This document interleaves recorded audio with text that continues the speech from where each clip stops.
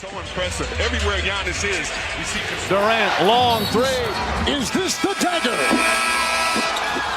Hello and welcome to the newest episode of the Debate Mates. I am former co-host Jack Cashwell, here with current co-host Matthew Swanenberg. A lot of you will probably remember I used to come on the show a lot, do episodes on about a weekly basis, but I had to resign mostly due to scheduling issues because I was really busy. But I agreed to come up and shoot a video today, so we're bringing you some updated NBA news today, playoff information, and some other news going around the league. So enough of the wishy-washy stuff. Let's get into the information. Right. So the first topic we're going to be talking about today is the Golden State sweep of the Portland Trailblazers. Your thoughts on the series? This was a pretty quick series. Yeah. Golden State obviously got the sweep. One little tidbit of information: Rodney Hood's been swept by Golden State in the last for the last 3 years on different teams. Oh my gosh. Utah, Cleveland, first year Kevin Durant, Cleveland, and now Portland. What surprises me is there were 3 games that Portland was in position to win. Well, really 4. I mean, because game 1, Golden State was a close game up until the 4th. Game 2. Portland blew the 17-point lead, I think it was. Mm-hmm. Game 3 blew, 17-20, something like that. Yeah, 18-point lead, yeah. And then game 4, I know it was another 17-point lead. Mm-hmm. So, I can't think, if you're going to blow a 17-point lead in Golden State, then I can understand it because it's not your home court. But in Game 3 and Game 4, when your back's against the wall, how do you blow that series so horribly? How do you blow that big of a lead when your home fans are there? I think that Golden State, we can agree, is the best third-quarter team in the league. They always come out they could be down 30 at halftime and come by, and it'll be a single-digit game by the end of the third. And I think it's because I believe at least that Steve Kerr is a very underrated coach. I think he doesn't get the credit he deserves. People figure, he's got such a good team, it can't be that hard to coach them. Right. I think actually it kind of makes it harder to coach them because you've got to manage egos in each player staying satisfied with their role, even though it's smaller than it would be on another team. And it's not a coincidence that Golden State always comes back from a lead at halftime after they get to talk with Steve Kerr. Right. He's absolutely a better coach than people give him credit for, and I think that really showed in this series. Right. We also wanted to discuss who do you think was the MVP of the series? Who do you think was the best player for each team this series? The best player on the court for the whole series. It's kind of a hard decision for me to make because who's going to get the headline? Steph Curry. He single-handedly kept them in striking distance for most of the first halves. But when the runs got started and who was the heart and soul? It was Draymond Green. It's always Draymond. So I kind of am leaning. It's tough for me to decide because we expected this from Steph Curry. When Kevin Durant went down, we expected him to have big performances. He, I think, is one of the top 4 players that has scored the top. It's some stat out of all of the 4-game sweeps, Curry has scored the 4th most points in those 4 games. So I just took a really confusing way to explain that. I'm not sure I've seen that stat now. Yeah, but so we expected that from him. But Draymond Green, his story coming from not even being an All-Star, not even really being in the conversation. Yeah. He lost 23 pounds, I believe it was, since right before the start of the playoffs. March or April. And now he's a machine. He looks like an all-star. If there were an all-defensive player, or if they're all-defensive team in the playoffs, then he'd absolutely be on the first team. First team, probably MVP. And then it's kind of a cliche answer, but really the MVP of this series for me was the bench for Golden State. Yes. Because Golden State's been getting a lot of slack for not being a deep team. And yes, they are top-heavy. They got the 5 stars in the front court, or in the front. Mm-hmm.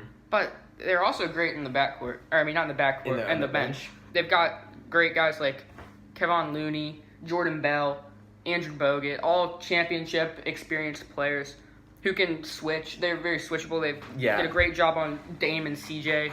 Whether Dame was playing through separated ribs like he said he was or not, either way, the bench was outstanding.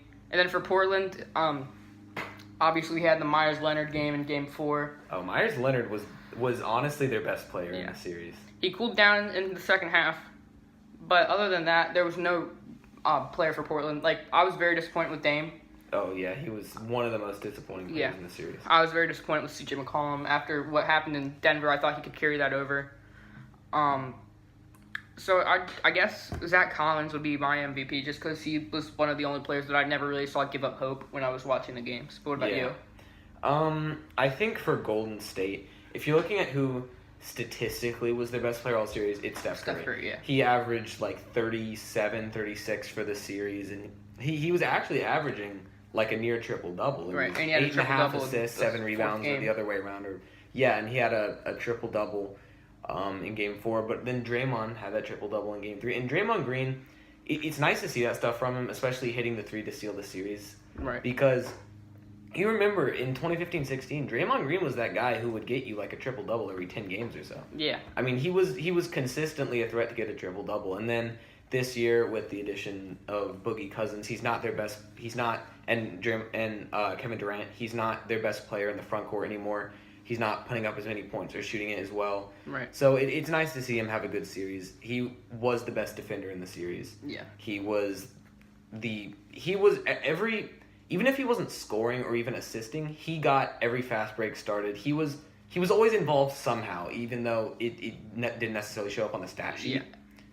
And I thought for Portland, Damian Lillard, you can't make the excuse that he had a separated rib because Curry had an ankle injury right before the playoffs and a dislocated finger. He played through it and averaged almost 40 a game. Golden State's playing through a lot of injuries too. DeMarcus Cousins out possibly for the rest of the postseason. Kevin Durant was out all series. And we'll get to Kawhi later, who's also dealing with an injury, but still is playing outstanding. I mean, there are plenty of guys in the playoffs who have stepped up despite injuries. Both these teams, of course, Nurkic as well, are injured teams, but you can't use that as an excuse. It's the playoffs. Right. You got to play your best. I thought Damian Lillard was extremely disappointing, and I thought that C.J. McCollum would step up more than he did, like he did in the Denver series, but he didn't really either. You know, they were trapping Dame and C.J. almost every possession. They had to give it up, force guys like Myers Leonard to score, and it ultimately they couldn't. Myers Leonard can't carry them for a whole game. Right. And going back to what you said about Draymond Green, one thing when you're watching the Warriors and they have all their players, meaning KD and Dre, in the half court he's basically non-existent because he'll catch the ball at the 3-point line.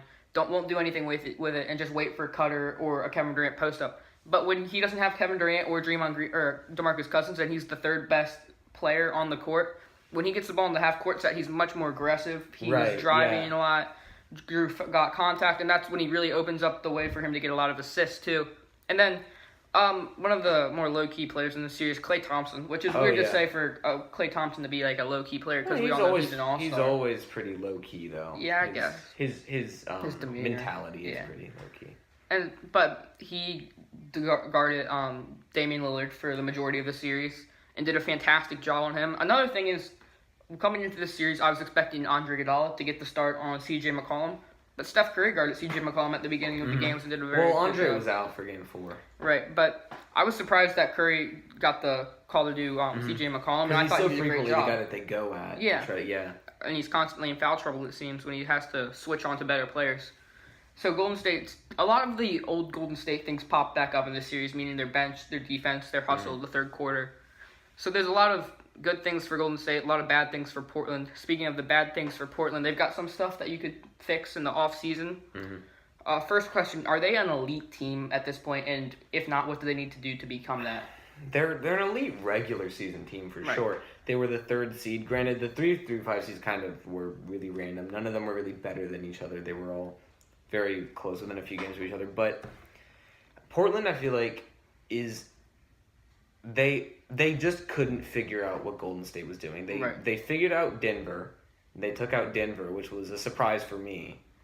But it seems like... OKC was a surprise for most people, too. OKC, yeah, they took out OKC in 5. They figured out those teams, but Golden State, it seems like they've just never been able to figure out. They're, I think, 1-12 against Golden State in the playoff.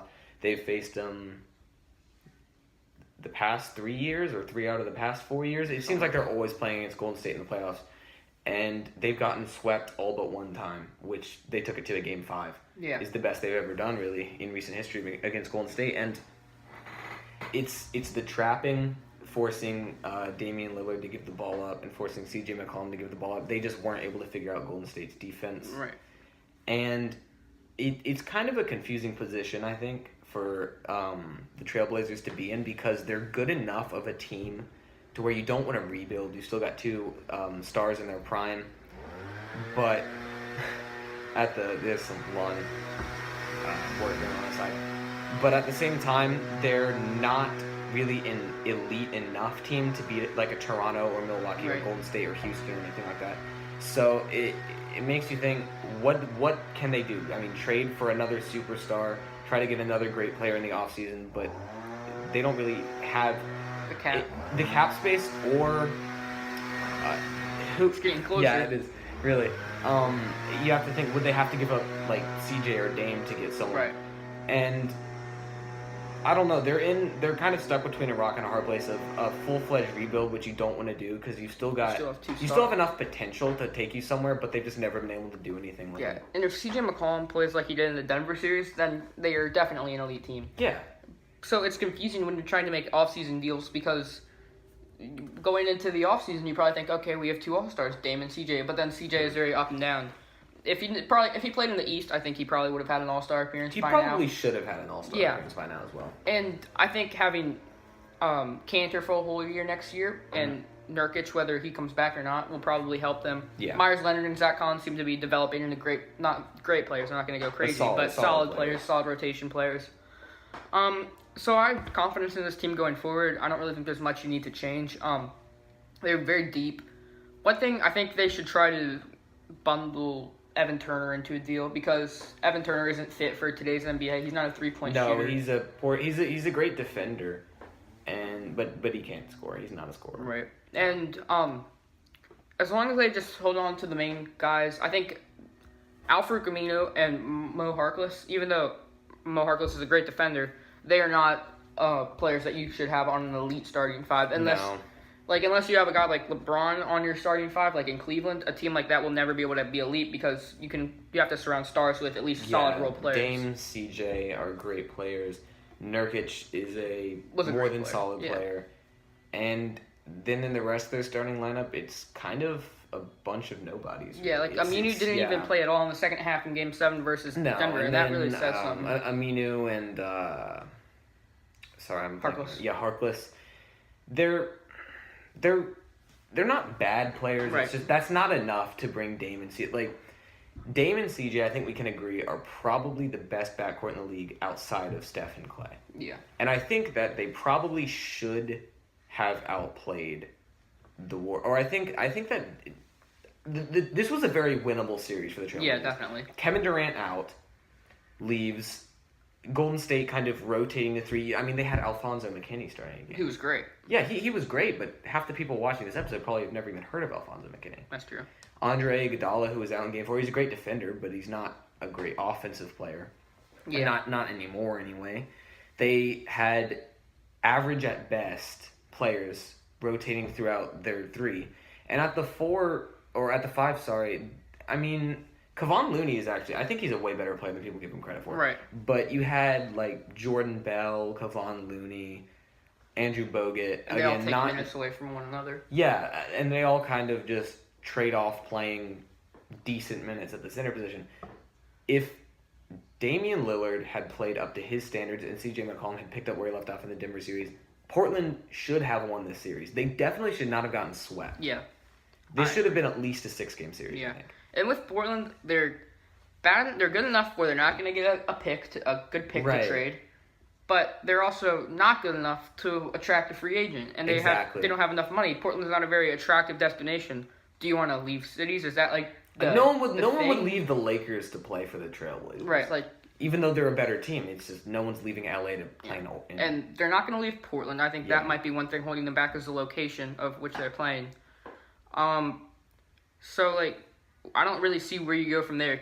Can Aminu and Mo Harkless maybe bundled together in a trade get you a solid player? Yes. Can he get you better than what they are? Probably. If you pair him with a young guy like a Leonard or a Zach Collins, but are you willing to give them up? You don't have any great picks to trade. So they're kind of stuck where they are unless they pull a Toronto Raptors and get a star. But McCollum, I don't think it has the same respect around the league that DeMar DeRozan had to warrant a trade back with a player like Kawhi. No. So Portland seems to be stuck in a hard place. We'll see what they do this offseason. And one team that might have been going into the offseason but had a clutch performance in Game 2 and Game 3, or Game 3 and Game 4, are the Toronto Raptors, who've tied up the series versus Milwaukee. What team do you see winning tomorrow night in Game 5, and how far do you see the series going? So this is going back to Milwaukee now. Right.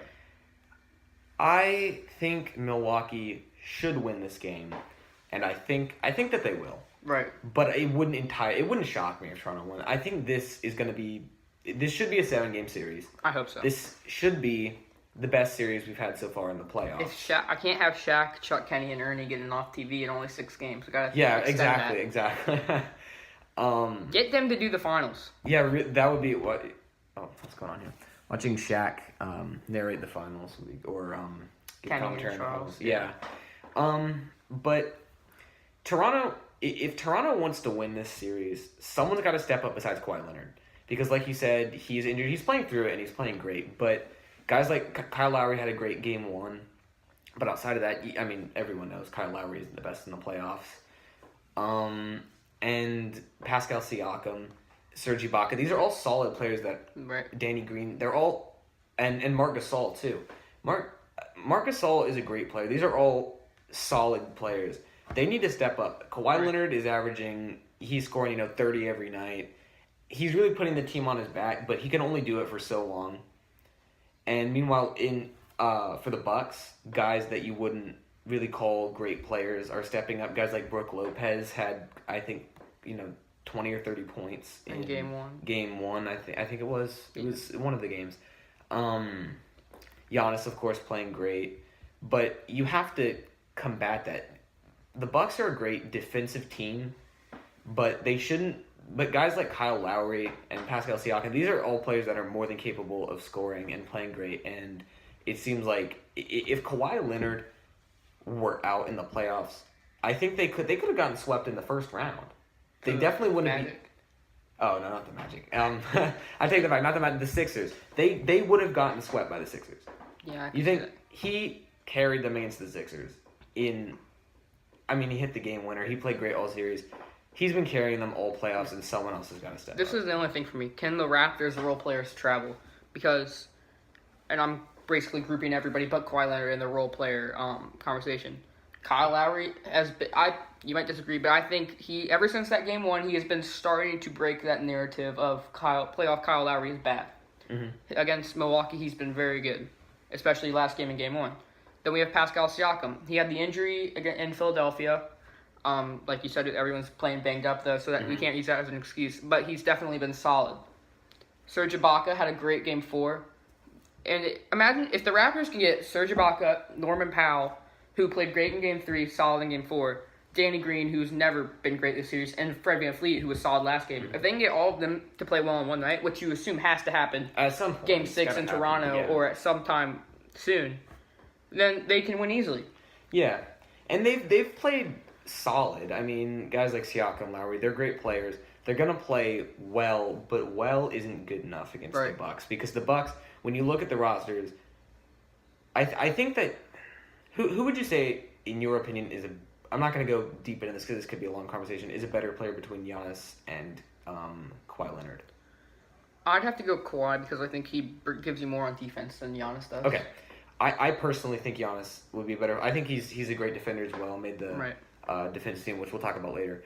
And offensively, I think if Giannis were a great shooter, this would be no question. But you've got your 2 superstars who, of course, are gonna play great regardless, and then you've got your not superstar level players, but your B-list players. You got Kyle Lowry, Pascal Siakam, Chris Middleton. Chris Middleton, Marc Gasol, Eric Bledsoe. These are guys. They have to step up. This can't be just Kawhi versus Giannis the series. Like, they've played solid, but solid isn't good enough in the playoffs. You got to be playing your best basketball, and I don't think that outside of Kawhi Leonard, no one on the Raptors has played their best basketball. George Hill has been very good this series. Oh yeah, I think he's been a really surprise player. Maybe they should think of starting him over Eric Bledsoe. Eric Bledsoe's really fallen in love with the 3-pointer this series, and the 3-pointer's never really been his thing. It's kind of like Draymond Green, except he doesn't get the hint that maybe he should drive. Right. And then here's one thing that I think makes Kawhi better than Giannis, going back to what you said, is in Philadelphia and now in Milwaukee, Kawhi's been able to figure out any defense that they've thrown at him. Giannis has not been able to figure out this defense in Toronto. In Milwaukee, he was great. Toronto, I don't know. I guess they just didn't know how to scheme for him yet. They were putting Pascal Siakam on him. But backs against the wall, Toronto turned to their best player, best defender, probably best defender in the league, even though he might not have gotten the recognition for it this year. Kawhi Leonard told them to guard arguably one of the top 3 players in the world, and he's done fantastic. And let's not shortchange Marc Gasol, Pascal Siakam, Serge Ibaka. This hasn't been a one-on-one effort at all on the Toronto defense. When Giannis drives, Pascal Siakam's right there, Serge Ibaka's right there. Someone with height is standing right beside him, or Kyle Lowry is sliding in for a charge. If they can still play great defense, if Kawhi Leonard is somewhat healthy, and Giannis doesn't catch fire and become a jump shooter in Game 3 or Game 5 and Game 6, then I think Toronto can win. Unless, like I said, Giannis can figure out their defense, because they've been switching great, so it's not like he drives in, he gets doubled, and Middleton's open for a 3. They've been covering the arc, not letting threes. So I think Toronto has figured Milwaukee out on defense. They figured out Giannis. Sure. I mean, Giannis, of course, he's Giannis. He's going to play well. Right. But this isn't the dominant Euro step dunk on your whole team Giannis that we saw in the regular season. Right. I mean, Toronto's definitely done a better job containing him than I think. Toronto has the best defense for Giannis in the league. They've got the most athletic players in the league. Yeah, Siakam, Kawhi. And then I think Nick Nurse is a great coach. Most people believe that, seeing how they changed from last year to this year, led by Nurse. He's come up with a great scheme to defend Giannis, playing to Giannis' weaknesses, which are he can't shoot threes or jump shots. Right. If he wanted to shoot an 18-footer, he could probably get that off every time in this defense, but he doesn't shoot them. He doesn't want to. He's like Ben Simmons, except more athletic. And he's surrounded by better players, so he has better opportunities to get assists. But if they can just hold down Giannis, Brook Lopez, if he catches fire, I'd rather have Brook Lopez beat the Raptors than Giannis, because Brook Lopez might get hot for a couple possessions, but with Giannis, he doesn't need to get hot. It's just dunk, dunk, dunk. He's more consistent. So if Brook Lopez or Chris Middleton has to beat them, or Eric Bledsoe, then let him beat us. But if it's Giannis, then the Raptors are smoked. So anyway, we're already 22 minutes in, so let's get on to some more topics. Tyreke Evans has been banned from the NBA for 2 years because of a failed drug test, and you got to think.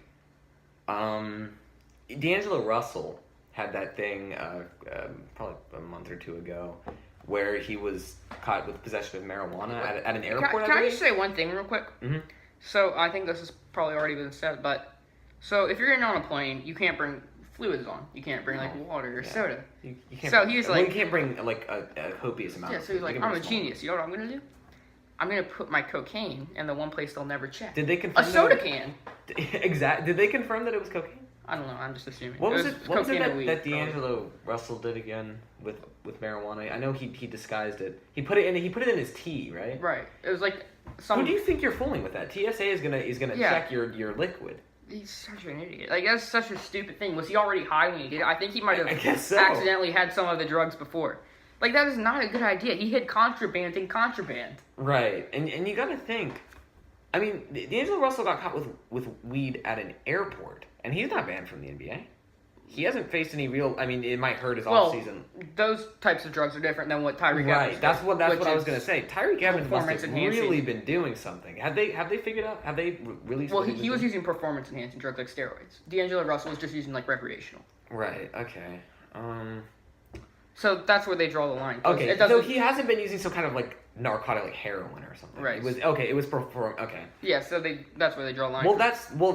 Then there needs to be some kind of punishment, sports wise, for that, because you can't get away with. I think they might have failed cheating. the drug test because Tyreke Evans is not he's not good enough to use PEDs. He doesn't they haven't affected him very much. Obviously, they should have just let him keep playing. He's not changing anything. Mm-hmm. He went from being one of the best rookies in the league to being. He really was a one season show. This is basically a life sentence in the NBA. 2 years. 2 years. I mean, he's already 2 years. You'll go from being 28 in your prime to being 30 and aging NBA player. And he's already got it made with contracts. I mean, who's to say that he just decides that, you know what, I'm done with basketball. I'm just gonna get more PEDs and just lay around my house all day. What difference would it really make to the NBA anyway? I mean, he was a solid contributor for the Pacers. Solid player, yeah, he was good for the Pacers. I mean, it's not like he was with the Pacers and now they have an open roster spot. He was a free agent anyways. Mm-hmm. So he would have gotten signed somewhere. He was one of the most talked about players at the deadline last year for the draft. I mean, not draft, the trade deadline. But I mean, I'm not going to notice a difference. No, I mean it's the Pacers. Well, and he might not. Who even knows that he signs with a team? He probably would have, but who's to say it's not like the Knicks or something or someone bad? Someone that no one really watches. Yeah. So Tyreek Evans, very disappointing story there. Yeah. And we'll move on. Heartbreaking. Yeah. Poor Tyreek. For all the Tyreek Evans What fans. was he thinking? How have sports players not gotten the memo? How many players have really gotten away with that? With performance enhancing. I mean, what if like Steph Curry just took performance enhancing drugs and came into a game just dunking on everyone? Like, people are gonna notice, okay? Something's going on here. Yeah. I mean, what do you just think he's gonna come in next season raining threes and averaging 30 a game, and no one's gonna start to question, hey, maybe he's taking steroids? It's crazy. Yeah, I don't know what he thought that would accomplish, but clearly didn't work. Clearly, he was taking other drugs before he did those. Before he thought it through. Yeah. All right, so now for one of our final topics, we have the all-rookie team. And all-rookie and all-defensive team were released, one being yesterday, one being today. So let's talk about the rookie team first. The top 5 picks are the top 5 players: Bagley, Ayton, Doncic, Young, and Triple J, Jaren Jackson Jr. So I'm going to ask you, and then we'll go to the second round seconds too, which are Landry Shamet, Shai Gilgeous-Alexander, Colin Sexton, Kevin Huerter, and Mitchell Robinson. So out of all of those 10 players, whose sophomore season are you most excited for? I think I'm most excited for probably Luka Doncic. Yeah. Because in Dallas now you've got Porzingis coming to Dallas. It should be an interesting season to see how they mix those two guys into the lineup. Trae Young, of course, he plays for the Hawks. They're not going to go anywhere. Regardless of whether he has a good or bad season, the Hawks aren't going anywhere. Same with Jaren Jackson Jr. The Memphis Grizzlies are probably the least interesting team in the NBA right now. I'm going to have to disagree with you on both of those last two statements. Really? All right. Memphis is going to be the team to watch this year. They're going to be one of those teams that you got to get league pass for, I think. Jaren Jackson Jr., probably going to get John Morant, who's one of the most hyped up players in college. Yeah, they do get John Morant. If they keep Mike Conley, that's a pretty good backcourt, plus Jaren Jackson Jr. I mean, that's really it. But still, that's exciting enough for me. And then they get Valanciunas as a solid player. With the Hawks, one of the reasons I'm excited about them, Trae Young, Kevin Huerter, and John Collins, they're like being molded to be the Warriors 2.0 in years to come. The Warriors 2.0. Warriors 2.0, yeah. Because Trae Young, like I said, is molded to be like the next Steph Curry. Kevin Huerter, 6'6", solid size, great athleticism, molded to be like the next Klay Thompson. John Collins, one of the most athletic players in the league, is kind of breaking the Draymond Green mold, but Draymond Green was I think he'll have at least a borderline All-Star next year, maybe an All-Star for John Collins.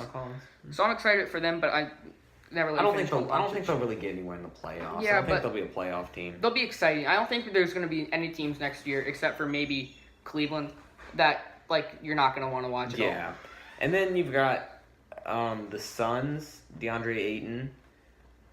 Ayton, I think a lot of people don't really pay attention to how good of a season DeAndre Ayton had because he's not a flashy player. He dunks, he posts up. He's not a shooter. He doesn't shoot threes, and that's what everyone watches for in the league now. So because of that, people ignored how good of a season he actually had. Right. And of course, when people go, they watch the Suns, they're watching for Devin Booker. I mean, let's be real. People, when you think Phoenix Suns, Devin Booker is what you think. You don't think of DeAndre Ayton, but he did have a great season. And I guess you could say the same thing kind of for Marvin Bagley, the other, the remaining player on the rookie first team. He had a great year as well. I think it was somewhat overshadowed by De'Aaron Fox's great sophomore season. Yeah.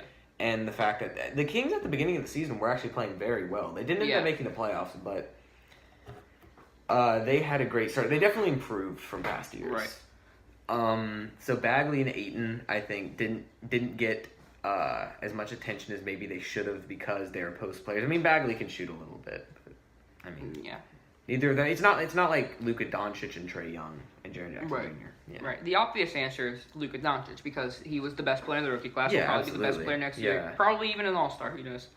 But I'm gonna go with Trae Young because I already kind of gloated on the future of the Hawks, and with Trae Young, he was awful for the first half of the season. Yeah, and post All-Star really break, he was awesome.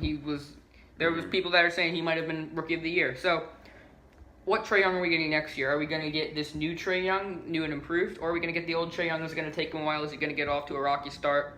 And then how does he grow with Atlanta? Do they become a good team? do they become at least maybe a playoff contender, maybe like 35, 40 wins? Probably not 40, but maybe like 30, 35 wins, something like that, 37. I think the Hawks will improve. Right. But I don't think they're going to make the playoffs this year. I don't think they're going to make the playoffs for a few years, probably, until Kevin Huerter, John Collins, Trae Young are a bit more mature of players. They're all great players, but they just don't have the experience yet to make the playoffs over some of the other big teams in the East. And then I'm also excited for Landry Shamet. Landry Shamet played great. Because he looks like he's going to be a premier 3-point shooter in the league.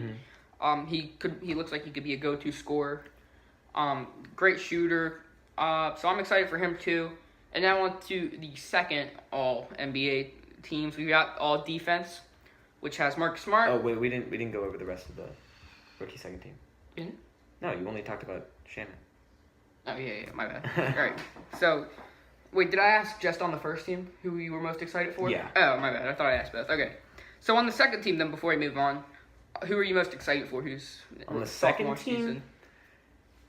I'm gonna go with probably somewhat of. No, I think that Colin Sexton was the best player on the second team. Right.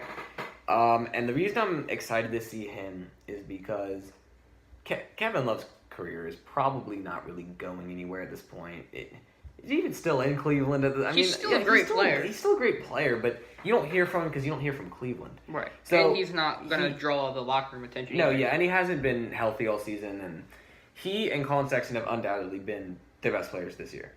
Colin Sexton, if Kevin Love leaves, or if Kevin Love is he a free agent? No, okay.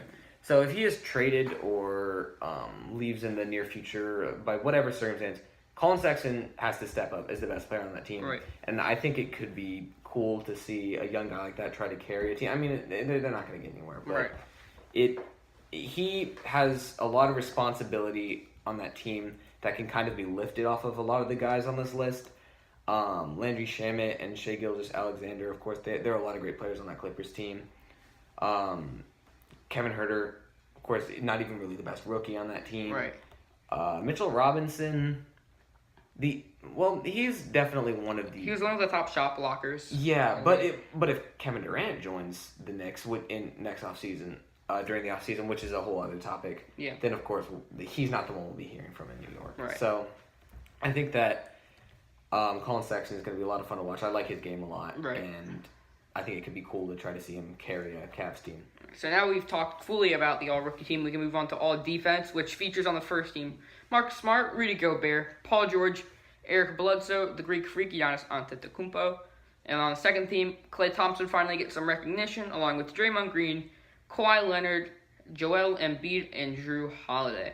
So you can't really say whose defensive season are you most looking forward to next year. So who do you think is the biggest snub, and who do you think out of all of these players is best positioned to win Defensive Player of the Year? Snub? I think Kawhi Leonard got snubbed from the first team. Right. Kawhi Leonard, of course, he'll always be one of the top defenders in the league. I mean, he's athletic. He puts in the effort that a lot of other players don't. I think he probably should have been first team over maybe Marcus Smart. I mean, Marcus Smart is a great defensive player, of course, but as we all know, he's a flopper. Yeah. I mean, I think he would have fit better on the second I team. think Marcus Smart's a great defensive player, but one of the reasons he gets all that Defensive Player of the Year recognition is because of the shenanigans he does when he's playing defense. Like, part of his defense isn't even his defensive ability. It's just like how he gets everybody hyped for defense. Yeah, and it's just kind of how he gets under the skin of the other team. A lot like Lance Stevenson. Right. Like, is Lance Stevenson really that great of a player, or is he just kind of entertaining to watch him annoy the other team? I feel like Marcus Smart, he's a pest. He's kind of like that as well. Like a lot like Patrick Beverley too. Right. Who did a snub? Probably. Who is probably a snub? Yeah. And one thing that I was interested. I didn't remember Klay Thompson ever making an all-defensive team, but I was surprised to learn that he hadn't. Yeah. Because, of course, when you think of Klay Thompson, you don't think of his defense. You think of his shooting ability. But Klay Thompson is probably, outside of Andre Iguodala, the best perimeter defender on the team. Warriors, yeah. They had him, whenever he was guarding James Harden, he was a lot more effective than a lot of the other guys. And, I mean, Klay Thompson is an excellent defender. He's athletic, 6'7", I believe. Right. Long. It was really surprising to me that he had never made any all-defense, not a third team even. And it's good to see him get the recognition he deserves, along with Draymond Green, of course, and Kawhi Leonard, who are always going to be great defenders. Joel Embiid, I'm kind of on the fence about Embiid because he blocks a lot of shots, but is he really a great on-ball defender? I mean, big men are very rarely great on-ball defenders. Right. Because they're not as quick. They just blow by him. I think Miles Turner deserved the spot over Embiid. Miles Turner was the best defender on one of the best defensive teams of the year. Mm-hmm. If you watch those games with the Celtics, they were a slugfest, and they were a slugfest for a reason. One, because both teams couldn't score, but part of the reason they couldn't score is because of the great defense. Yeah. He's I think he led the league in blocked shots. I believe so. He was. I think he did. And normally, if you're looking for the criteria to make an all defensive player of the year or all defense team, you look at the best defensive teams and you pick the top defender from that team. Normally, if it's like the top 5 defensive teams, the player from that team is automatically going to be a great defender in all one of those teams. I don't know how great their defense is, like as far as rankings go, if it's top 5, top 10, whatever. But still, I think he still should have made the list. Yeah. And then lastly, Drew Holiday, who I think we can agree deserved to be on there. Right. Drew Holiday's a great defender. And the video's at 36 minutes, so really quickly, we can discuss this briefly, but I don't want to go too in-depth about this because this could be a long conversation. Just briefly. Magic Johnson or thing, or no? Oh, no. For the all-rookie team, who's your rookie of the year? Luka Doncic. Yes, of course, but a lot of people are saying Trae Young. I agree, Luka Doncic all the way. I can't see how anyone would not answer. No, absolutely Luka Doncic. Yeah, Hallelujah. Of course. And then, who is your defensive player of the year? It could be a more interesting conversation. That's a reference that some of you guys might not catch. I'd probably have to go with the freak that happens to be Greek. Because that was a really weird way of putting it, but I would agree on I am of Greek descent. Oh, well, maybe but a bit of I'm not biased because I don't have okay. much Greek in me. But I know that Opa is like yes. So Opa, as far as Greek freak winning. Best defender, best defensive team. That's not good. Best defender, best defensive team. That's really all I have to say. Yeah. The only other person who I could really even see being in the conversation is Paul George. Yeah. But maybe the fact that Bledsoe made first team 2 takes some of the votes away from Giannis because 2 players made it. 2 players on the Bucks. Yeah. I could see maybe George winning it. Big men don't not anymore really. Big men don't win as well because they can't switch because it's a very switch heavy league. And this is one of the things that I think could put Giannis ahead of Harden in the MVP race, and that's a whole other conversation. But the fact that he's top defense, and so is Paul George. I don't think is good. It's between Harden and Giannis at this point. Right. But I think personally, I think Giannis should win it over Paul George. You mean Harden? Oh yeah, over Harden. Right. Well, both, but I was talking about over Harden. Because of his defense. Right. Yeah. And the top 3 were announced for both of these, like as far as rookie of the year and defensive player of the year. Top 3 rookies: Ayton, Doncic, and Young. Top 3 defensive players: Gobert, George, and Greek Freak. So if you have opinions on pretty much everyone you would have expected. Yeah. So if you have opinions on this, you can leave them in the comments. Say who you think is going to win. I hope you guys enjoyed the video. Comment, like. When Nathan gets back, we will be paying off our debt from the What Are the Odds game. So stay tuned for that. We'll probably have something fun to do. Maybe Jack will be back at some point in the summer to do more videos, but I don't want to make any promises. Well, we'll see. Depends on my schedule, but hopefully I'll be back for videos every now and then. Yep, so that's it. I hope you guys enjoyed. Keep watching the playoffs. We'll be back before the finals, hopefully. Maybe just not the same group, and I hope you enjoyed.